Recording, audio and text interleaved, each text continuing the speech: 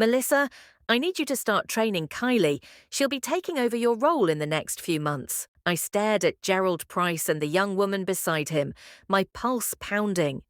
12 years of unwavering dedication to Eastgate manufacturing, and this was how it ended. The woman, Kylie, couldn't have been more than 25. She twirled her blonde hair and examined her manicured nails, barely glancing up when Gerald introduced her as my replacement. No, I said evenly. Silence fell over the office. Outside, the desert sun cast long shadows through the floor-to-ceiling windows of our Phoenix headquarters. Gerald looked stunned. Excuse me? I said no, I won't train anyone to replace me until we've had a real conversation about my future here. My name is Melissa Granger. I'm 41, and for the past 12 years, I've been Eastgate's operations manager. I know every contract, every client, and every vendor relationship that has kept this company running. When emergencies hit, I'm the one who gets the call. Not once in my tenure have I failed to deliver. 6 months ago, Gerald Price's firm acquired Eastgate. Since then, things have unraveled. He drove out 2 of our best managers, replacing them with younger, less experienced hires who barely lasted. Now it was my turn. Kylie brings fresh ideas. She has a business degree from Arizona State, Gerald offered. I looked at Kylie, who was busy taking a selfie. Does she have any manufacturing experience? Any knowledge of our clients or supply chain? That's what the training period is for, Gerald said curtly. The absurdity of it was overwhelming.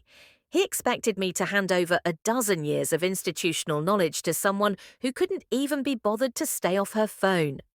Gerald and I had never seen eye to eye. The founding Harrison family had treated employees like partners. They promoted me multiple times, trusting me with their legacy. Gerald saw us as disposable. Robert Harrison, the founder's son, had once reassured me before the acquisition.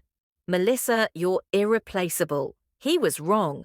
The day Gerald took over, he spoke of modernization and efficiency, which translated into gutting experienced teams. He alienated clients and bungled supplier changes, resulting in 2 product recalls. Still, I tried to guide him, but he wasn't interested. Worse, it soon became clear Kylie wasn't just a consultant. She was involved with Gerald. She lacked even a basic grasp of our operations. She transferred calls without understanding issues, confused client names, and didn't bother learning the essentials. Melissa, you're overthinking this, Gerald said now. Kylie is eager to learn. She's putting on lip gloss. He didn't flinch. He wanted me to transfer everything I knew, then quietly leave. What happens to me after the training? I asked. We'll evaluate, he began, hesitating. Translation, I was being pushed out. I'd built Eastgate's most valuable relationships, stayed late fixing urgent issues, negotiated million-dollar contracts, and now I was being discarded. I need time to consider this, I said.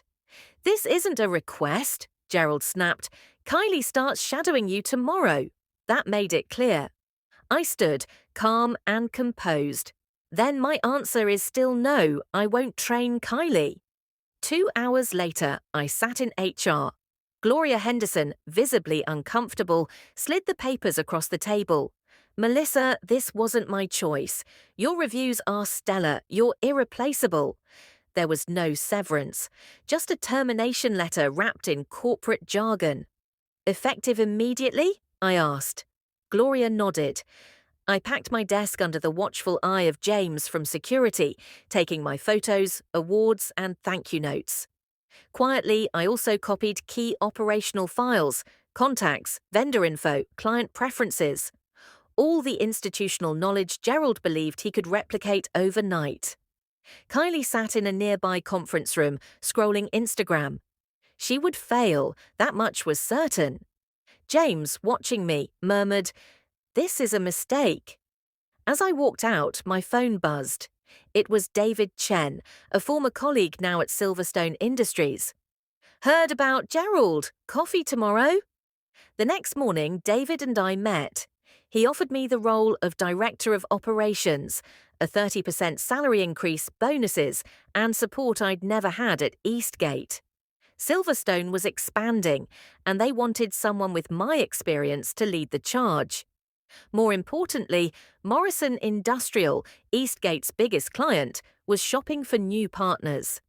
Patricia, their purchasing manager, had asked if Silverstone had someone like me. "They remember how you handled their account," David said. Within a week, I joined Silverstone. The onboarding was smooth, the welcome genuine. Their CEO, Jennifer Martinez, told me, "Gerald's loss is our gain." Meanwhile,